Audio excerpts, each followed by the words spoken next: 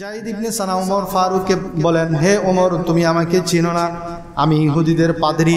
তৌরিত কিতাব সম্পর্কে আমার অনেক জ্ঞান আছে। আমাদের তৌরিত কিতাবে আখিরি নবীর ব্যাপারে অনেক গুণাগুণ বর্ণনা করা হয়েছে। আমি সবগুলি তার মধ্যে পেয়েছি। একটা গুণাগুণ পরীক্ষা করার বাকি ছিল, যে ওনার অনেক ধৈর্য। উনাকে কেউ যদি জুলুম করে তবুও তিনি ধৈর্যের সাথে সেটা মোকাবেলা করেন এবং হাসি মুখে কথা বলেন। সেটা পরীক্ষা করা বাকি ছিল। সেটা পরীক্ষা করার জন্য আমি ইচ্ছাকৃতভাবে ওনাকে ধমক দিয়েছি, ওনার সাথে কটু কথা বলেছি। আজকে আমি প্রমাণ পেয়ে গেলাম তিনি সত্যিকারের নবী। ইয়া রাসূলুল্লাহ, আপনি তাড়াতাড়ি আমাকে কলমা পড়িয়ে মুসলমান বানিয়ে ফেলুন। সবাই বলুন সুবহানাল্লাহ।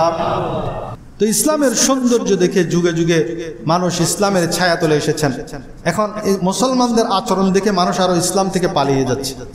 ওসামা বিন যায়েদ রাদিয়াল্লাহু তাআলা আনহু তিনি বলেন, আল্লাহর প্যারা হাবিব সাল্লাল্লাহু আলাইহি ওয়াসাল্লাম আমাদেরকে হারাকা নামক স্থানে জোহাইনা গোত্রের বিরুদ্ধে জিহাদে পাঠালেন, যুদ্ধে পাঠালেন। আমরা সেখানে গিয়ে সকালবেলা ওই গোত্রের উপর হামলে পড়লাম।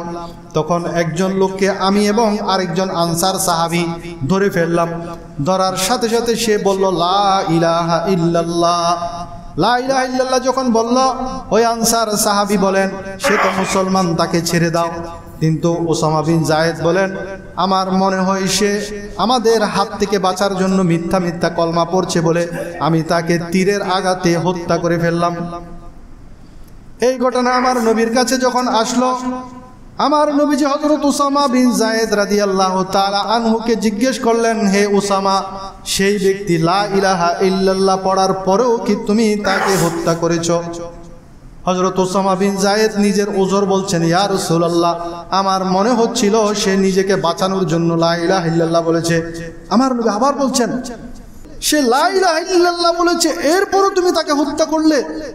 এমন আকুতির সাথে আমার নবী হযরত ওসামা বিন যায়েদকে বারবার এই কথাটি বলছিল। সে জবান থেকে লা ইলাহা ইল্লাল্লাহ বলে ফেলছে, এরপর কিভাবে তুমি তাকে হত্যা করলে?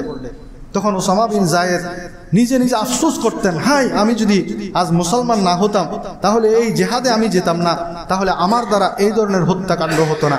আমি যদি এই ঘটনার আগে মুসলমান না হতাম সেটাই ভালো ছিল। উনি সবসময় এই কথাটি বলতেন, নিজে আফসোস করতেন, হাই আমি কি করলাম, হাই আমি কি করলাম। ন্যাশনাল ইনস্টিটিউট অফ সায়েন্স এর এক গবেষণার মধ্যে বের হয়ে আসছে যে মানুষের মধ্যে 87% মানুষ নেগেটিভ চিন্তা ভাবনা, আর বাকি 13% মানুষ পজিটিভ চিন্তা ভাবনা।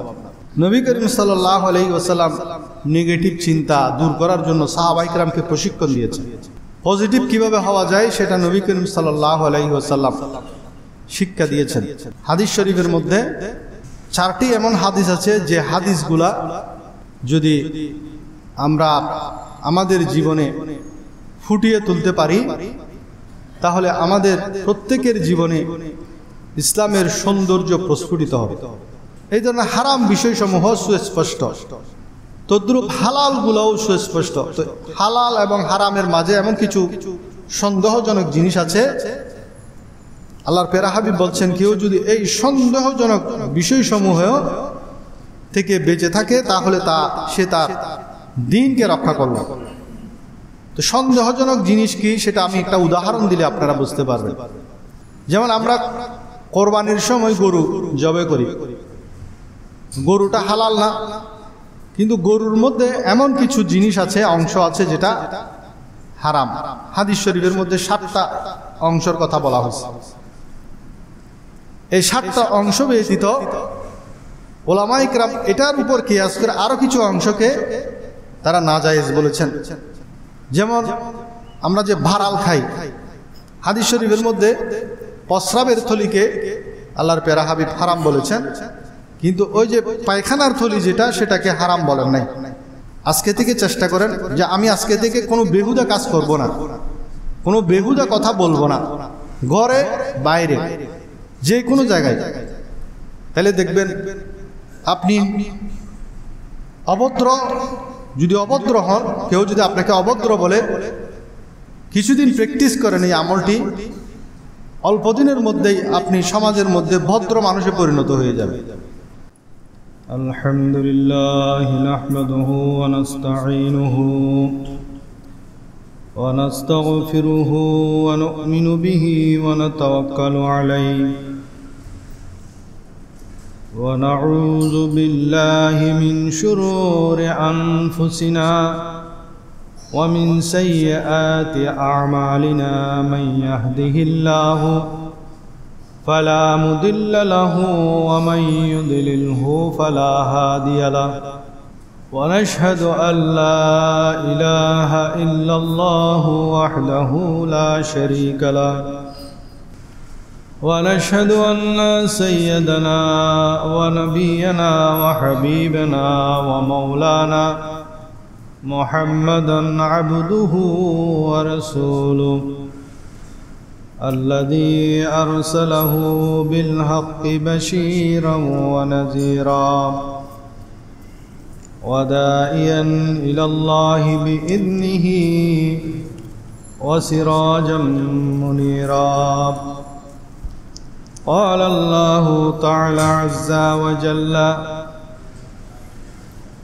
في كلامه المجيد والفرقان الحميد إن الله وملائكته يصلون على النبي يا أيها الذين آمنوا صلوا عليه وسلموا تسليما صلى الله على محمد وآله وصحبه صلى الله على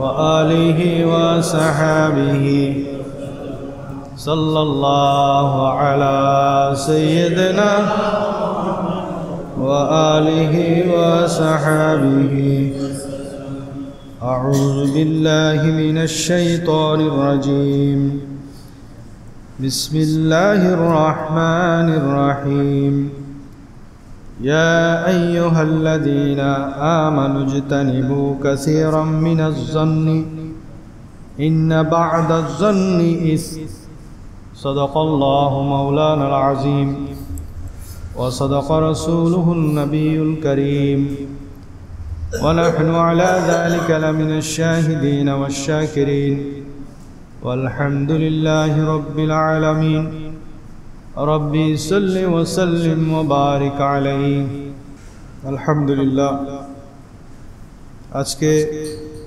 জামাদিউল আউয়াল মাসের দ্বিতীয় জুমা 1446 হিজরি আমি সূরা হুজরাতের 43 নম্বর সূরার 12 নম্বর আয়াতের প্রথম অংশ তেলাওয়াত করেছি। আল্লাহ রাব্বুল আলামিন ইরশাদ করেন, ইয়া আইয়ুহাল্লাযীনা আমানু, হে ঈমানদারগণ, ইজতানিবু কাসীরাম মিনাজ-জান, তোমরা অধিক ধারণা থেকে বেঁচে থাকো। ইন্না বা'দাজ-জান্নি ইসমুন, কারণ কোন ধারণা পাপ, গুনাহ। আর তিরমিজি শরীফের 1988 নম্বর হাদিসের বর্ণনা আল্লাহর প্যারা হাবিব ইরশাদ করেন, ইয়াকুম ওয়াজ-জান্না ফাইন্নাজ-জান্না আকযাবুল হাদিস, মন্দ ধারণা পোষণ করা হতে তোমরা বেঁচে থাকো, কেননা মন্দ ধারণা হলো সবচেয়ে বড় মিথ্যা। মিথ্যার মধ্যে ভেদাভেদ আছে। বড় মিথ্যা কোনটা? সন্দেহ করা, খারাপ সন্দেহ করা, মন্দ ধারণা করা, মানুষের ব্যাপারে কুখিয়াল করা, কুচিন্তা করা, নেগেটিভ ভাবা। মানুষের ব্যাপারে কি ভাবা? নেগেটিভ ভাবা। আল্লাহর প্যারা হাবিব বলছেন, মন্দ ধারণা হলো সবচেয়ে বড় মিথ্যা। তফসিরে কাশাফের রচয়িতা আল্লামা জামাখশরী রহমতুল্লাহ আলাইহি জন বা ধারণাকে, চিন্তা ভাবনা যেটা আমরা করি, এটাকে 3 ভাগে ভাগ করেছেন। একটা হলো সুধারণা, আরেকটা হলো কুধারণা, আরেকটা হলো বৈধ ধারণা। সুধারণা পোষণ করা ওয়াজিব। কখন ওয়াজিব? আল্লাহর প্রতি সুধারণা রাখা ওয়াজিব, নবীর প্রতি সুধারণা রাখা ওয়াজিব। যেমন নবী করিম সাল্লাল্লাহু আলাইহি ওয়াসাল্লাম ওনার বেসাল মোবারকের 3 দিন আগে ইরশাদ করেছেন, লা ইয়ামুতান্না আহাদুকুম ইল্লা ওয়া হুয়া ইউহসিনুজ জান্না বিল্লাহি আযজা ওয়া জাল। তোমাদের কেউ যেন আল্লাহর প্রতি সুধারণা পোষণ ব্যতীত মৃত্যুবরণ না করে। অনুরূপভাবে মুসলমান, মুমিন মুসলমান একে অপরের প্রতি সুধারণা পোষণ করা ওয়াজিব। তাহলে প্রথম প্রকার আমরা পেলাম সুধারণা। যে সুধারণা পোষণ করা ওয়াজিব সেটা হলো আল্লাহর প্রতি সুধারণা রাখা, রাসূলের প্রতি সুধারণা রাখা এবং মুমিন মুসলমানের প্রতি সুধারণা রাখা। দ্বিতীয় হলো আল্লামা জমখশরী রহমতুল্লাহ আলাইহি বলেন, দ্বিতীয় প্রকার হলো কুধারণা। এটা হারাম। আল্লাহ তাআলার প্রতি কুধারণা রাখা হারাম। মুমিন মুসলমান এর বাহ্যিক কাজকর্ম দেখে এটা প্রমাণিত না হওয়া পর্যন্ত তার প্রতি কুধারণা করা হারাম। 3 নম্বর হলো বৈধ ধারণা, জায়েজ। যে ধারণা করা বৈধ, যে মন্দ ধারণা করা বৈধ, সেটা হলো কোনো ব্যক্তি এলাকার মধ্যে মন্দ কাজের মধ্যে প্রসিদ্ধ, সবাই তাকে চোর হিসেবে চিনে, তাহলে তার ব্যাপারে আপনি সে যে চোর সেটা ধারণা করা কি বৈধ। একজন লোক এলাকার মধ্যে সে মদ পানকারী হিসাবে প্রসিদ্ধ, তাহলে তার ব্যাপারে আপনি সে মদ পায়ী হিসাবে ধারণা করা বৈধ। যেটা একদম প্রমাণিত সেটা আপনি ধারণা করাটা জায়েজ আছে। কিন্তু যেটা প্রমাণিত না, আপনার সন্দেহ লাগতেছে, সেই ক্ষেত্রে সেটা হবে কুধারণা। একটা পয়সার যেমন এই পিঠ আর ও পিঠ থাকে, ঠিক তদ্রূপ মানুষের মধ্যেও দুইটি চিন্তা, এই পিঠ ও পিঠ। একটা হলো সুধারণা, একটা কুধারণা। একটা পজিটিভ চিন্তা ভাবনা আর একটা নেগেটিভ চিন্তা ভাবনা। ন্যাশনাল ইনস্টিটিউট অফ সায়েন্স এর এক গবেষণার মধ্যে বের হয়ে আসছে যে মানুষের মধ্যে 87% মানুষ নেগেটিভ চিন্তা ভাবনা, আর বাকি 13% মানুষ পজিটিভ চিন্তা ভাবনা। তা আমাদের মাঝেও বেশিরভাগ মানুষ দেখবেন যে কোনো একটা কাজ করতে গেলে সে নেগেটিভ কথা বলবে। নবী করিম সাল্লাল্লাহু আলাইহি ওয়াসাল্লাম নেগেটিভ চিন্তা দূর করার জন্য সাহাবায়ে কেরামকে প্রশিক্ষণ দিয়েছেন। পজিটিভ কিভাবে হওয়া যায় সেটা নবী করিম সাল্লাল্লাহু আলাইহি ওয়াসাল্লাম শিক্ষা দিয়েছেন। হাদিস শরীফের মধ্যে 4টি এমন হাদিস আছে যে হাদিসগুলা যদি আমরা আমাদের জীবনে ফুটিয়ে তুলতে পারি তাহলে আমাদের প্রত্যেকের জীবনে ইসলামের সৌন্দর্য প্রস্ফুটিত হবে। লক্ষ লক্ষ হাদিস আছে, সহিহ হাদিস আছে শুধু লক্ষ লক্ষ। এতগুলো হাদিস মনে রাখতে না পারলেও যদি আমরা 4টি হাদিস মনে রাখতে পারি, ইমাম আবু দাউদ, যিনি আবু দাউদ শরীফ লিখেছেন, ইমাম নববী রহমতুল্লাহ আলাইহি, ওনারা বলছেন এই 4টি হাদিস কেউ যদি আমল করতে পারে তাহলে তার মধ্যে ইসলামের পরিপূর্ণ সৌন্দর্য, ইসলামের পরিপূর্ণ আদর্শ এসে যাবে। এই তার মধ্যে প্রথম হাদিসটা হলো বুখারী শরীফের 52 নম্বর হাদিস।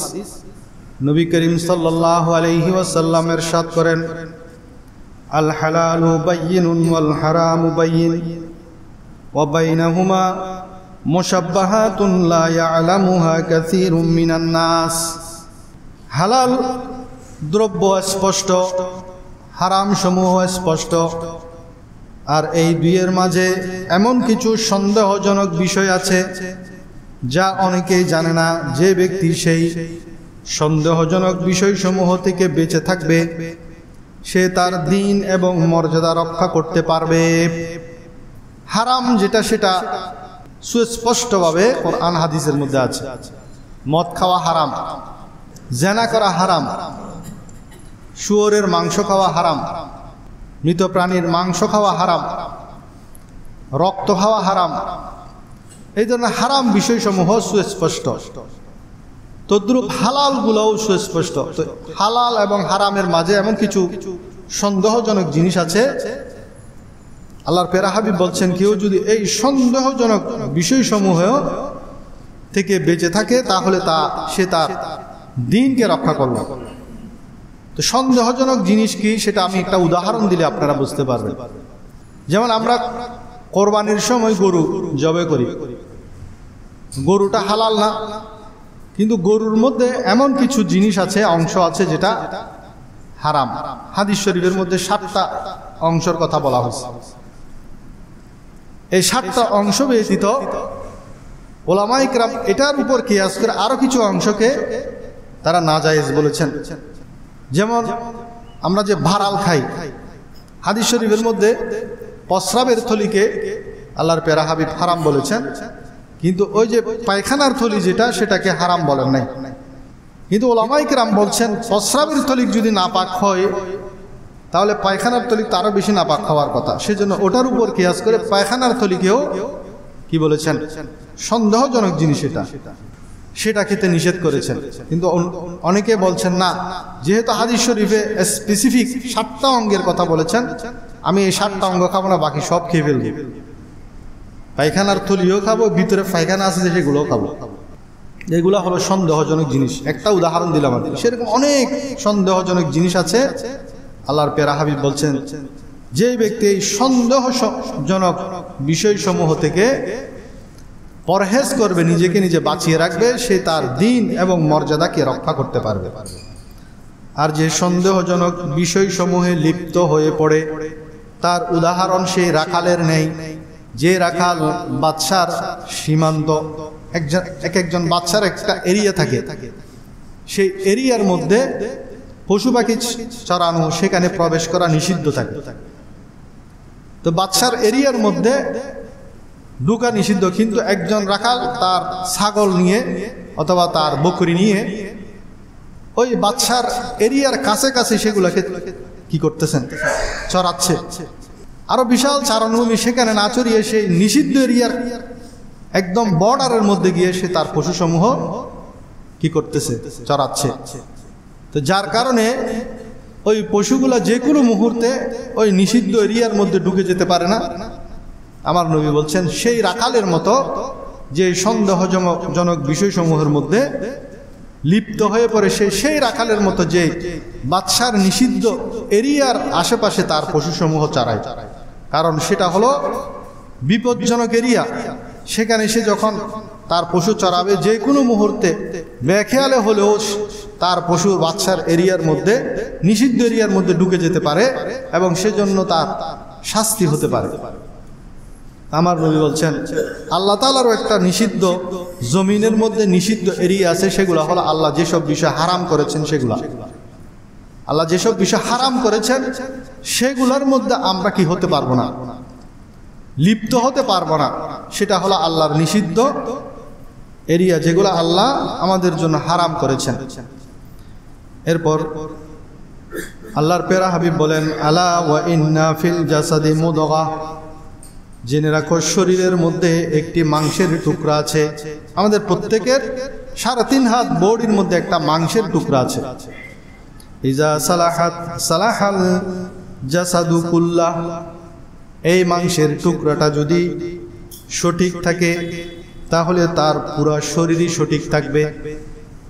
এই পুরা শরীরটাকে শুদ্ধ রাখার জন্য, ঠিক রাখার জন্য এই মাংসের টুকরাটাকে ঠিক রাখতে হবে। ওয়া ইজা ফাসাদাত ফাসাদাল জাসাদু কুল্লাহ, আর এই মাংসের টুকরাটি যদি ব্যতিক্রম হয়ে যায়, খারাপ হয়ে যায়, গড়বড় হয়ে যায়, নষ্ট হয়ে যায়, তাহলে তার পুরা শরীর নষ্ট হয়ে যাবে। সেই টুকরাটা কি? প্রত্যেক মানুষের 3.5 হাত বডির মধ্যে আমার নবী বলছেন একটা মাংসের টুকরা আছে। সেই টুকরাটা যদি শুদ্ধ থাকে তাহলে তার পুরো শরীর শুদ্ধ, তার দিমাগ শুদ্ধ, তার পেট শুদ্ধ, তার কাজ শুদ্ধ, তার কথা শুদ্ধ, আগাগোড়া সব কিছু শুদ্ধ হয়ে যাবে। কিন্তু সেই মাংসের টুকরাটা যদি অশুদ্ধ হয় তাহলে তার 3.5 হাত বডি পুরোটাই অশুদ্ধ। সেটা কি? আলা ওয়াহিয়াল কলব, সেটা হলো হৃৎপিণ্ড, যেটাকে আমরা বলি অন্তর, আমরা যেটাকে হার্ট বলি। এই হৃৎপিণ্ড সেটা যদি শুদ্ধ থাকে, আমাদের অন্তর যদি শুদ্ধ থাকে, তাহলে আমাদের পুরো শরীর শুদ্ধ থাকবে। অন্তরের মধ্যে যদি খারাপই থাকে, পুরো শরীর বরবাদ হয়ে যাবে। তো এটা হলো 1 নম্বর হাদিস। ইমাম আবু দাউদ রহমতুল্লাহ আলাইহি এবং ইমাম নববী রহমতুল্লাহ আলাইহি বলেন, 4টি হাদিস যদি আমরা অনুসরণ করতে পারি, এগুলোর ব্যাপক অর্থবোধক হাদিস, তাহলে আমাদের জীবনে ইসলামের সৌন্দর্যটা প্রস্ফুটিত হয়ে যাবে। 2 নম্বর হাদিস কোনটা? 2 নম্বর হাদিস যেটা সমস্ত হাদিস গ্রন্থের মধ্যে শ্রেষ্ঠ হাদিস গ্রন্থ হলো বুখারী শরীফ। বুখারী শরীফ যখন ইমাম বুখারী লিখেছেন, সর্বপ্রথম যে হাদিসটা এনেছেন, সেখানে আমার প্যারা হাবিব সাল্লাল্লাহু আলাইহি ওয়াসাল্লামের একটা হাদিস যেটা ব্যাপক অর্থবোধক, সেটা হলো ইন্নামাল আ'মালু বিন্নিয়াত, প্রত্যেক কাজের ফলাফল নিয়তের উপর নির্ভরশীল। 3 নম্বর হাদিস হলো সুনানে তিরমিজির 2318 নম্বর হাদিস। আল্লাহর প্যারা হাবিব বলেন, ইন্না মিন হুসনি ইসলামিল মারই তারকাহু মা লা ইয়ানি, কোন ব্যক্তির ইসলামের অন্যতম সৌন্দর্য হলো অর্থহীন কাজ এবং অর্থহীন কথা পরিত্যাগ করা। আপনি মুসলমান, আপনি, আমি, আমরা সবাই মুসলমান। তো আমাদের চিন্তা করতে হবে কোন কাজটা অর্থবহ, সেই কাজটাই আমি করব। যেটা অর্থহীন কাজ সেটা আমি ত্যাগ করব। যেটার দুনিয়াতেও কোনো ফায়দা নাই, আখেরাতেও কোনো ফায়দা নাই, সেটা হলো অর্থহীন কাজ, বেহুদা কাজ, বেকার কাজ। আল্লাহর প্যারা হাবিব বলছেন, ইসলামের সবচেয়ে উত্তম সৌন্দর্য হলো, অন্যতম সৌন্দর্য হলো অর্থহীন কথা, বেহুদা কাজ পরিত্যাগ করা। আজকে থেকে চেষ্টা করেন যে আমি আজকে থেকে কোনো বেহুদা কাজ করব না, কোনো বেহুদা কথা বলবো না, ঘরে বাইরে যে কোনো জায়গায়। তাহলে দেখবেন আপনি অভদ্র, যদি অভদ্র হন, কেউ যদি আপনাকে অভদ্র বলে, কিছুদিন প্র্যাকটিস করেন এই আমলটি, অল্প দিনের মধ্যেই আপনি সমাজের মধ্যে ভদ্র মানুষে পরিণত হয়ে যাবে। কারণ আপনি বেহুদা কথা বলেন না, বেহুদা কাজ করেন না। 4 নম্বর হাদিস বুখারী শরীফের 13 নম্বর হাদিস, লা ইউমিনু আহাদুকুম হাত্তা ইউহিব্বা লিআখিহি মা ইউহিব্বা লিনাফসিহি। আল্লাহর প্যারা হাবিব বলেন, তোমাদের কেউ প্রকৃত মুমিন হতে পারবে না যতক্ষণ না সে তার ভাইয়ের জন্য সেটাই পছন্দ করবে যা তার নিজের জন্য সে পছন্দ করে। নিজের জন্য যেটা পছন্দ করব আমরা, সেটা আমার ভাইয়ের জন্য পছন্দ করব, আমার মুসলমান ভাইয়ের জন্য পছন্দ করব। আমি নিজে ভালোটা নিব, ভাইকে খারাপটা দিব, সেটা ইসলামের সৌন্দর্য না। তাহলে মোট কথা হলো, ইসলামের সৌন্দর্য যদি আমরা আমাদের ব্যক্তি জীবনে, পারিবারিক জীবনে, সমাজ জীবনে প্রস্ফুটিত করতে চাই, এই 4টি হাদিসের উপর আমল করলে যথেষ্ট হবে।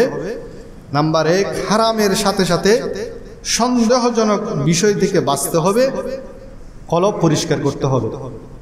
নাম্বার 2, নিয়ত শুদ্ধ করতে হবে। নাম্বার 3, অর্থহীন কাজ, বেহুদা কথা পরিত্যাগ করতে হবে। নাম্বার 4, নিজের জন্য যা পছন্দ অন্য মুসলমান ভাইয়ের জন্য তাই পছন্দ করতে হবে।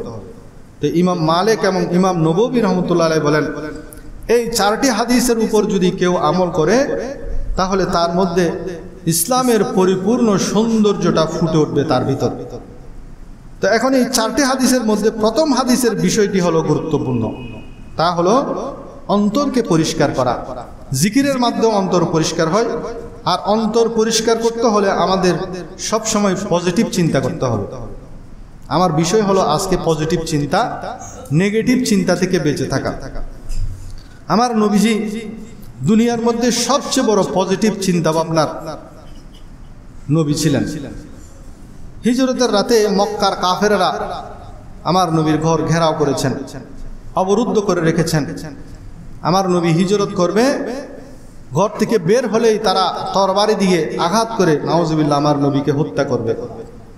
ঘরের ভিতর ছিল আমার নবী এবং আলী রাদিয়াল্লাহু তাআলা আনহু।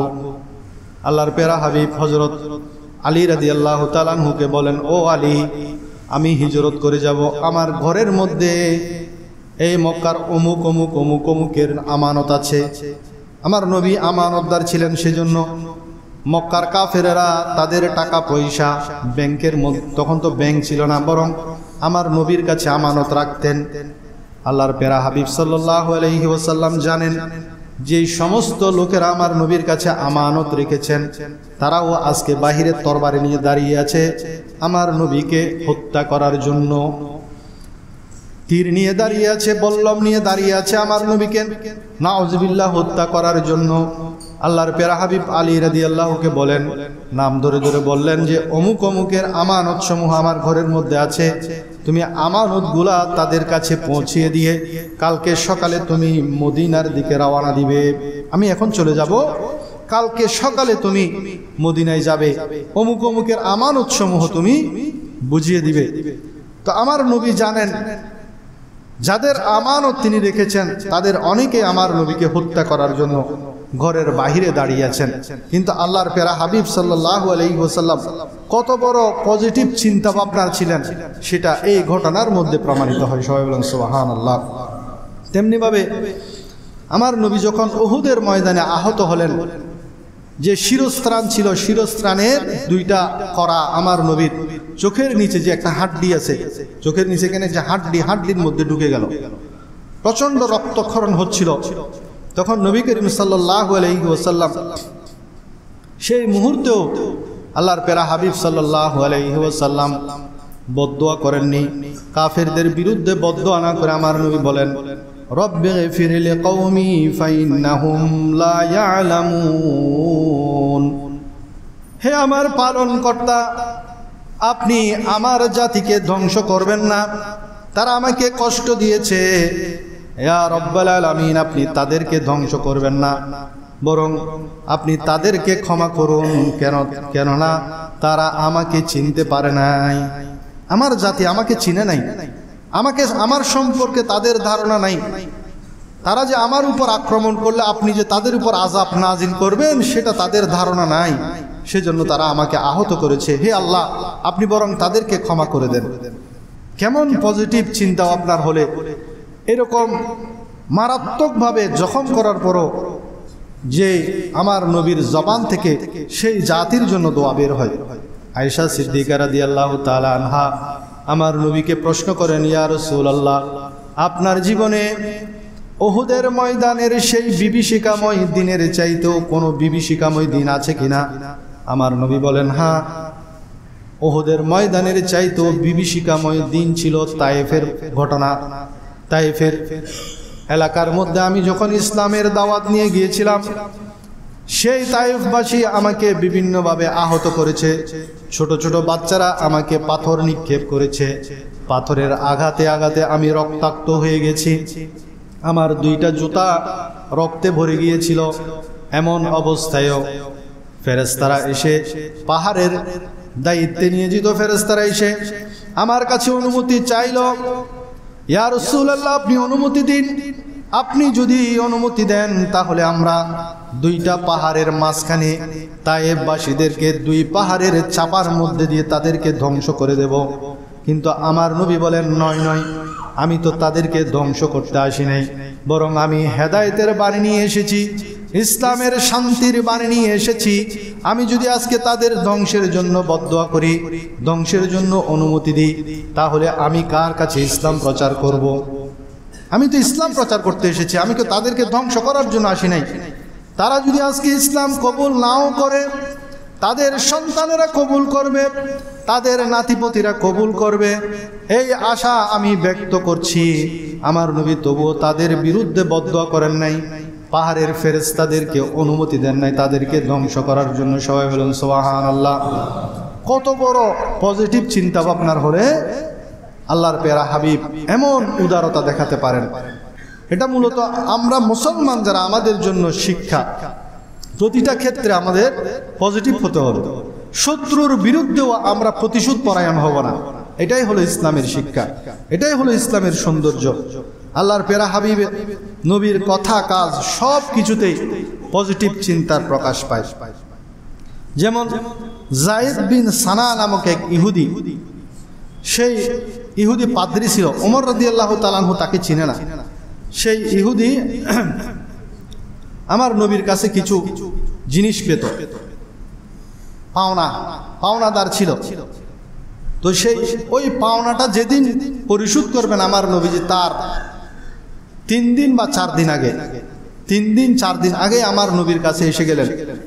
এসে আমার নবীকে বিভিন্ন ধরনের কটু কথা বলতে লাগলেন এবং বলতে লাগলেন, আমি চিনি আব্দুল মুত্তালিব, তার গোত্রের লোকেরা কারো কাছ থেকে উধার নিয়ে হলাত নিয়ে সেটা আর ফেরত দেয় না, নাউজুবিল্লাহ। এমন করে কটাক্ষ করতে লাগলেন। এমনকি আল্লাহর প্যারা হাবিব সাল্লাল্লাহু আলাইহি ওয়াসাল্লামের কাঁধের মধ্যে যে চাদর ছিল, সে চাদর ধরে সে টান দিল। আমার নবীজি তবুও হাসছেন, হেসে হেসে কথা বলছেন। সে রূঢ় ভাষায় আমার নবীর সাথে বেয়াদবি করছে। সেখানে হযরত ওমর ফারুক রাদিয়াল্লাহু তাআলা আনহু ছিলেন। তিনি রাগান্বিত হয়ে তাকে বিভিন্নভাবে কড়া কথা শুনিয়ে দিল, তাকে ধমকের সুরে কথা বলল। তখন আল্লাহর প্যারা হাবিব ওমর রাদিয়াল্লাহু তাআলা আনহুকে বলেন, হে ওমর, তুমি তাকে কেন ধমক দিচ্ছ? সে তো পাওনাদার, তার হক আছে আমার সাথে এই ধরনের আচরণ করার। সে পাওনাদার, সে আমার সাথে এই আচরণ করছে। তোমার উচিত হলো আমাকে বলা, ইয়া রাসূলুল্লাহ, আপনি তার পাওনা পরিশোধ করে দেন। এবং ওই ইহুদিকে বলা, হে ইহুদি, তুমি একটু নম্রতার সাথে তোমার পাওনা আদায় করো। এখন যাও, সে আমার কাছে এই টাকা পাবে, তুমি সেটা তোমার পক্ষ থেকে পরিশোধ করে দাও। এবং তুমি যে তার সাথে কড়া কথা বলেছ, তাকে ধমকের সুরে কথা বলেছ, সেটার কাফারা স্বরূপ তুমি তাকে আরো 20 সা বেশি খেজুর দিবে। 20 সা মানে হলো প্রায় 65 কেজি, 65.4 কেজি হয়। কি জন্য? ওমর রাদিয়াল্লাহুকে বলছেন, হে ওমর, তুমি কে ওই ইহুদি আমার পাওনাদার, তাকে যে ধমকের সুরে কথা দিয়েছো, তাকে আরো 20 সা বেশি খেজুর দিবে। 65 কেজি খেজুর বেশি দিবে শুধু ধমক দেওয়ার কারণে। এখন আমরা তো সকাল থেকে সন্ধ্যা পর্যন্ত কত হাজার ধমক দিই মানুষকে। এটা যদি নোট করে রাখি, ডায়েরি পুরে যাবে। মাসের মধ্যে কয়েক হাজার মানুষকে আমরা ধমক দিই। রিক্সাতে করে আসছি, রিক্সায় একটু 5 টাকা বেশি চেয়েছে, সাথে সাথে ধমক দিয়ে দিই। দোকানদার কাছে গেছি, দোকানদার তেলের দাম বাড়িয়ে গেছে। আমার মনে, আমি 1 সপ্তাহ আগে তেল কিনছি কত, ধরেন 300 টাকা। 1 সপ্তাহ পর যখন আবার গেলাম, 305 টাকা কেন চাইলো, আরেক ধমক দিলাম। কারণ আমার মনে ওই ধারণা রয়ে গেছে এখনো তো 300 টাকা। এখন তেলের দাম তো একদিন উঠে একদিন নামে, প্রতিদিন দিন বাড়তেছে। যে প্রতিটা ক্ষেত্রে আমরা ছোট বড়, ঘরের মধ্যে আরো বেশি, সন্তানকে ধমক দিচ্ছি, স্ত্রীকে ধমক দিচ্ছি। অনেক সন্তান আছে মা বাবাকেও ধমকের সুরে কথা বলে। অথচ একজন ইহুদিকে ধমক দেওয়ার কারণে আমার নবী বলছে, তুমি কাফারা দিতে হবে। একে কেন ধমক দিয়েছো? তুমি 65 কেজি খেজুর তাকে কাফারা দাও। এটাই হলো ইসলামের সৌন্দর্য। তা আমাদেরকেও সে শিক্ষা অনুযায়ী আমল করতে হবে।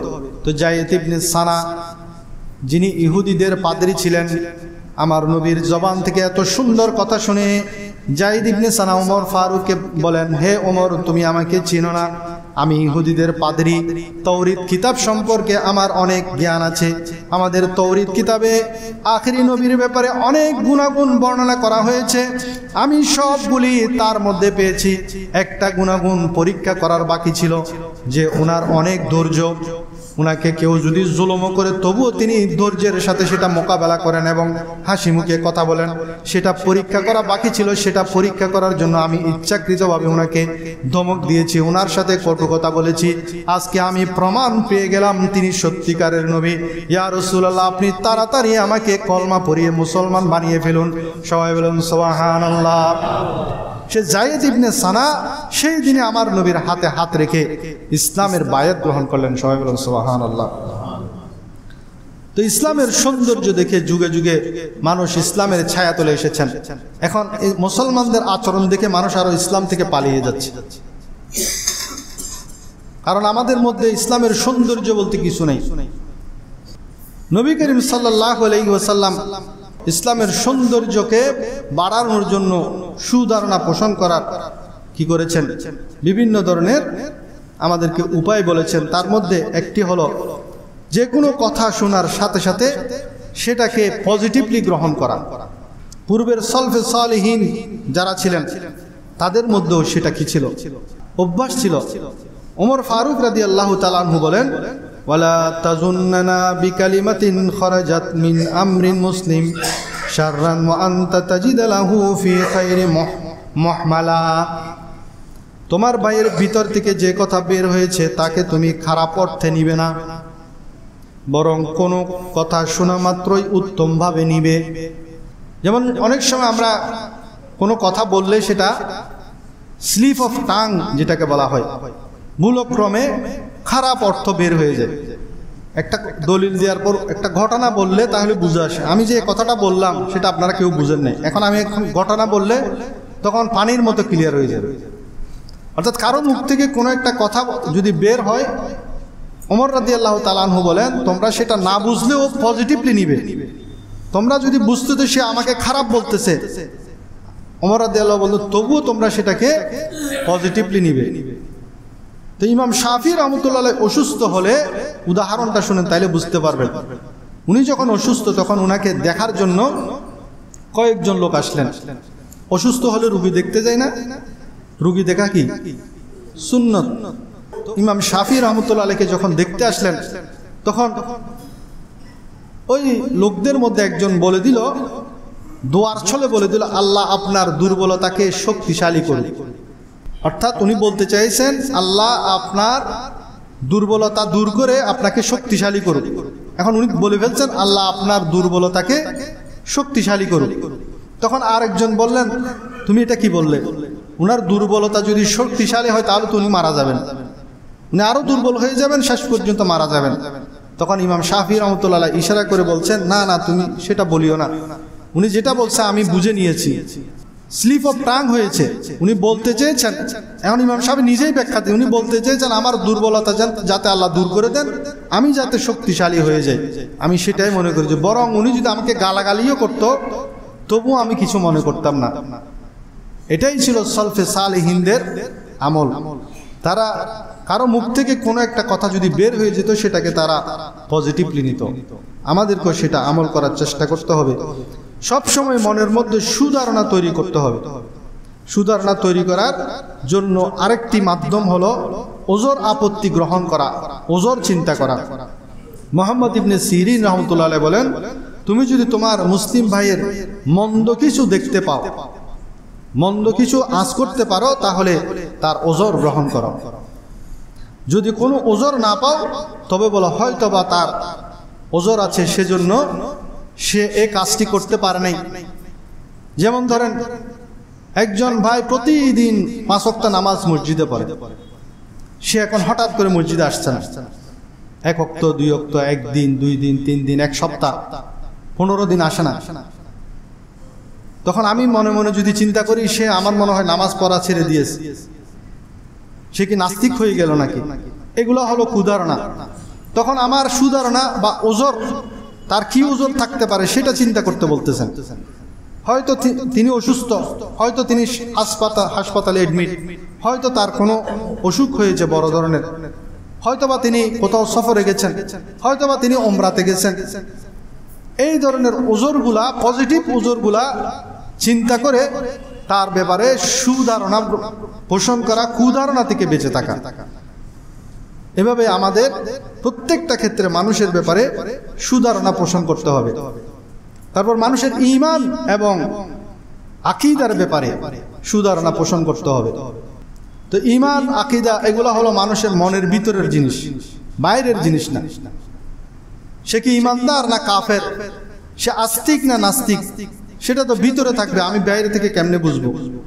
তো এই ধরনের একটা ঘটনা যদি বলি আপনারা বুঝতে পারবেন। হযরত ওসামা বিন যায়েদ রাদিয়াল্লাহু তাআলা আনহু তিনি বলেন, আল্লাহর প্যারা হাবিব সাল্লাল্লাহু আলাইহি ওয়াসাল্লাম আমাদেরকে হারাকা নামক স্থানে জোহাইনা গোত্রের বিরুদ্ধে জিহাদে পাঠালেন, যুদ্ধে পাঠালেন। আমরা সেখানে গিয়ে সকালবেলা ওই গোত্রের উপর হামলে পড়লাম। তখন একজন লোককে আমি এবং আরেকজন আনসার সাহাবী ধরে ফেললাম। ধরার সাথে সাথে সে বলল লা ইলাহা ইল্লাল্লাহ, লা ইলাহা ইল্লাল্লাহ যখন বলল, ওই আনসার সাহাবী বলেন সে তো মুসলমান, তাকে ছেড়ে দাও। কিন্তু ওসামা বিন জায়েদ বলেন, আমার মনে হয় সে আমাদের হাত থেকে বাঁচার জন্য মিথ্যা মিথ্যা কলমা পড়ছে বলে আমি তাকে তীরের আঘাতে হত্যা করে ফেললাম। এই ঘটনা আমার নবীর কাছে যখন আসলো, আমার নবীজি হযরত উসামা বিন জায়েদ রাদিয়াল্লাহু তাআলা আনহুকে জিজ্ঞেস করলেন, হে উসামা, সেই ব্যক্তি লা ইলাহা ইল্লাল্লাহ পড়ার পরেও কি তুমি তাকে হত্যা করেছো? হযরত উসামা বিন জায়েদ নিজের ওজর বলছেন, ইয়া রাসূলুল্লাহ, আমার মনে হচ্ছিল সে নিজেকে বাঁচানোর জন্য লা ইলাহা ইল্লাল্লাহ বলেছে। আমার নবী আবার বলছেন, সে লা ইলাহা ইল্লাল্লাহ বলেছে এরপরও তুমি তাকে হত্যা করলে? সে লা ইলাহা ইল্লাল্লাহ বলেছে এরপরও তুমি তাকে হত্যা করলে? এমন আকুতির সাথে আমার নবী হযরত ওসামা বিন জায়েদকে বারবার এই কথাটি বলছিল। সে জবান থেকে লা ইলাহা ইল্লাল্লাহ বলে ফেলছে, এরপর কিভাবে তুমি তাকে হত্যা করলে? তখন ওসামা বিন জায়েদ নিজে নিজে আফসোস করতেন, হাই, আমি যদি আজ মুসলমান না হতাম তাহলে এই জেহাদে আমি যেতাম না, তাহলে আমার দ্বারা এই ধরনের হত্যাকাণ্ড হতো না। আমি যদি এই ঘটনার আগে মুসলমান না হতাম সেটাই ভালো ছিল। উনি সবসময় এই কথাটি বলতেন, নিজে আফসোস করতেন, হাই আমি কি করলাম, হাই আমি কি করলাম। তো সেটা ছিল তার অন্তরের বিষয়। সে যখন মুখে বলে ফেলছে লা ইলাহা ইল্লাল্লাহ, আমি বাহ্যিকভাবে অবশ্যই ধরে নিব সে ঈমানদার, আমি কেন সন্দেহ করব, ক্ষুধারণা করব? সে মনে হয় কি করার জন্য? বাঁচার জন্য, আমার কাছ থেকে বাঁচার জন্য সে কলমা পড়েছে।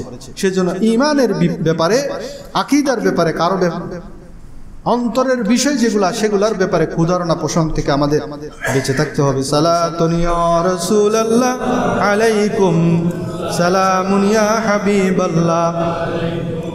মহানবী সাল্লাল্লাহু আলাইহি ওয়াসাল্লাম প্রশিক্ষণ দিতেন সুধারণা পোষণের জন্য। যেমন বুখারী শরীফের 6847 নম্বর হাদিসের বর্ণনা, হযরত আবু হুরায়রা রাদিয়াল্লাহু তাআলা আনহু থেকে বর্ণিত, এক বেদুইন আল্লাহর পেরা হাবিব সাল্লাল্লাহু আলাইহি ওয়াসাল্লামের নিকট আসলো, গ্রাম্য ব্যক্তি। সে এসে আমার নবীকে বলেন, ইয়া রাসূলুল্লাহ, আমার একটি কালো ছেলে হয়েছে, আমিও ফর্সা, আমার স্ত্রীও ফর্সা, কিন্তু আমার ছেলেটা নিগ্রু, একদম কালো হাবশি।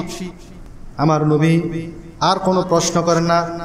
দেখেন তাকে পজিটিভ বানাই ফেলতেছেন কিভাবে। আমার নবী তাকে জিজ্ঞেস করেন, তুমি কি কাজ করো? সে বলে, ইয়া রাসূলুল্লাহ, আমি উট চড়াই। তোমার উটগুলার কালার কি?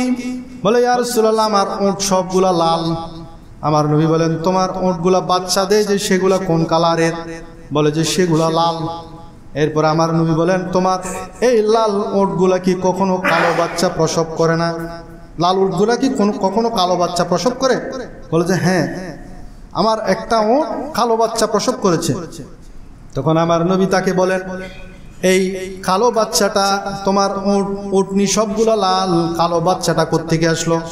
তখন ওই বেদুইন সাহাবী বলেন, ইয়া রাসূলুল্লাহ, মনে হয় তার পূর্ব বংশের কোনো রোগের অংশ বিশেষ, কোনো রোগের ছোঁয়া আছে। ওই বেদুইন লোকটা বলতেছেন পূর্ব বংশের কোনো রোগের ছোঁয়া আছে, সেজন্য এটা কালো হয়েছে। তখন আমার নবী ওই বেদুইনকে বলেন, লা আল্লাহ ইবনাকা হাযা নাযাহু ইরকুন, সম্ভবত তোমার যে সন্তানটা হাবশী হয়েছে, কালো হয়েছে, পূর্ববর্তী কোনো বংশের ছোঁয়া পেয়েছে। সবাই বলেন সুবহানাল্লাহ। অনেক সময় হয় না সেরকম, বউও সুন্দর, জামাইও সুন্দর, সন্তান একটা হয়েছে একদম কালো, সেটা নিয়ে অনেক সন্দেহ জাগে। এই বেদুইনের সন্দেহ জাগছে, কিন্তু আমার নবী বলছেন হয়তো তার নানার দিক দিয়ে অথবা দাদার দিক দিয়ে কেউ একজন কালো আছে পূর্ববর্তী বংশের, সেই রোগের ছোঁয়া লেগেছে, সেই বংশধারা অনুযায়ী হয়তো সে কালো হয়েছে, সেজন্য সেখানে সন্দেহের কোনো অবকাশ নেই। আমার নবী কিভাবে সেই বেদুইন সাহাবী, সে গ্রাম থেকে আসছে শুধু এই সন্দেহ নিয়ে, আমার নবী উদাহরণের মাধ্যমে তার মনের সেই নেগেটিভ ভাবটা দূর করে তাকে পজিটিভ বানিয়ে দিলেন। সবাই বলেন সুবহানাল্লাহ।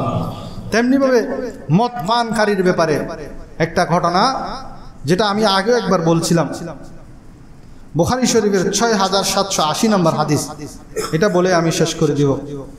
হযরত ওমর ইবনুল খাত্তাব রাদিয়াল্লাহু থেকে বর্ণিত, আল্লাহর পেরা হাবিব সাল্লাল্লাহু আলাইহি ওয়াসাল্লামের যুগে আব্দুল্লাহ নামের একজন ব্যক্তি ছিল, যাকে হিমার তথা গাদা বলে ডাকতো মানুষ। সে একটু সুন্দর সুন্দর কথা বলতো, মানুষকে হাসাতো। তার নাম ছিল আব্দুল্লাহ। সবাই তাকে কি ডাকতো? হেমার ডাকতো। হেমার মানে কি? গাধা। সে আমার নবীকে মাঝে মাঝে হাসাতো। সে একবার মদ পান করার কারণে অভিযুক্ত হয়ে আমার নবীর কাছে তার বিরুদ্ধে কেস হলো। যখন কেস হলো, ইসলামী শরীয়তের বিধান অনুযায়ী তাকে শাস্তি পেতে হলো। কিন্তু কিছুদিন পরে সে আবার মদ পান করার পরে ধরা খেল, আবার আনা হলো। তখন সাহাবীদের মধ্যে একজন সাহাবী তাকে লানত করলেন। অতএব সে বারবার মদ পান করে ধরা খায়, তার উপর আল্লাহর লানত বর্ষিত হোক। তখন আল্লাহর প্যারা হাবিব বললেন, তুমি তাকে লানত দিও না। লা তালআনুহু ফাওয়াল্লাহি মা আলিমতু আন্নাহু ইউহিব্বুল্লাহ ওয়া রাসূলা। তুমি তাকে লানত দিও না। আল্লাহর কসম, আমার নবী কসম করে বলছেন, আল্লাহর কসম আমি জানি যে সে আল্লাহ এবং রসুলকে ভালোবাসে। যদিও সে মদ পানকারী, কিন্তু আমি জানি সে আল্লাহ এবং আল্লাহ রসুলকে ভালোবাসে। আবু দাউদ শরীফের 4993 নম্বর হাদিসের মধ্যে সেজন্য আমার নবীজি বলেন, ইন্না হুসনাজ জান্নি মিন হুসনিল ইবাদা। নিশ্চয় সুন্দর ধারণা, সুন্দর সুন্দর ধারণা করা, চিন্তা করা সুন্দর ইবাদতের অংশ। মানুষের ব্যাপারে সুধারণা করা। একজন মানুষ অন্ধকারে দাঁড়িয়ে আছে, আমি চিন্তা করলাম সে মনে হয় সেখানে দাঁড়িয়ে দাঁড়িয়ে সিগারেট খাচ্ছে, কুধারণা। আমি কি করতে পারি? একজন মানুষ রাত্রে বের হয়েছে, আমি চিন্তা করতে পারি সে হয়তো মসজিদে যাচ্ছে আগে আগে তাহাজ্জুদ পড়ার জন্য, এটা হলো সুধারণা। আবার আমি যদি চিন্তা করি না এ মনে হয় চুরি করবে, তা আমাদের নেগেটিভ 87% তো নেগেটিভ, আমাদের মাথায় দাম করে এসে যাবে চুরি করতে বের হয়েছে। সেজন্য আমাদের সব সময় নেতিবাচক ধারণা থেকে বাঁচতে হবে, সুধারণা পোষণ করতে হবে। আল্লাহ রাব্বুল আলামিন আহকামুল হাকিমিন আমাদেরকে সুধারণা পোষণ করার তৌফিক দান করুন। মানুষের ব্যাপারে সন্দেহ করা থেকে বেঁচে থাকার তৌফিক দান করুন। আমাদের সংসারের মধ্যে বেশিরভাগ অশান্তি হলো সন্দেহের কারণে। এই সন্দেহ এটাও হলো কুধারণা। এই সন্দেহ থেকে আমাদের বেঁচে থাকতে হবে, তাহলে আমাদের সংসারের মধ্যে শান্তি নেমে আসবে। সর্বশেষ এই হাদিসটি বলে আমি শেষ করছি। আল্লাহর প্যারা হাবিব বলেন, ইয়া মাশার, ওহে যারা মৌখিক স্বীকৃতির মাধ্যমে ঈমান এনেছো অথচ এখনো অন্তরের মধ্যে ঈমান পৌঁছেনি, তোমরা মুসলমানদের নিন্দা করো না, তাদের ছিদ্র অন্বেষণ করিও না, তাদের দোষ ত্রুটি তালাশ করিও না। কেননা যে ব্যক্তি অপরের দোষ খুঁজে, আল্লাহ তার দোষ অনুসন্ধান করেন। আপনি আরেকজনের দোষ তালাশ করবেন, আল্লাহ আপনার দোষ প্রকাশ করে দিবে। এমন কি আর আল্লাহ যার দোষ তালাশ করেন তাকে আল্লাহ রাব্বুল আলামিন তার নিজের ঘরেই অপদস্থ করবেন। আপনি আরেকজনের দোষ খুঁজতেছেন, এমন এক সময় আসবে যে আপনার ঘরের মানুষই আপনার কি করবে? আপনাকে অপদস্থ করবে, অপমান করবে। কারণ আপনি আরেকজনের দোষ তালাশ করতেছেন আর আপনার দোষ স্বয়ং আল্লাহ তাআলা প্রকাশ করে দিবেন। সেজন্য আরেকজনের ছিদ্রান্বেষণ, আরেকজনের দোষ ত্রুটি তালাশ করা থেকে আমাদের বেঁচে থাকতে হবে। আল্লাহ তাআলা আমরা এতক্ষণ পর্যন্ত যা কিছু শুনলাম আমল করার তৌফিক দান করুন।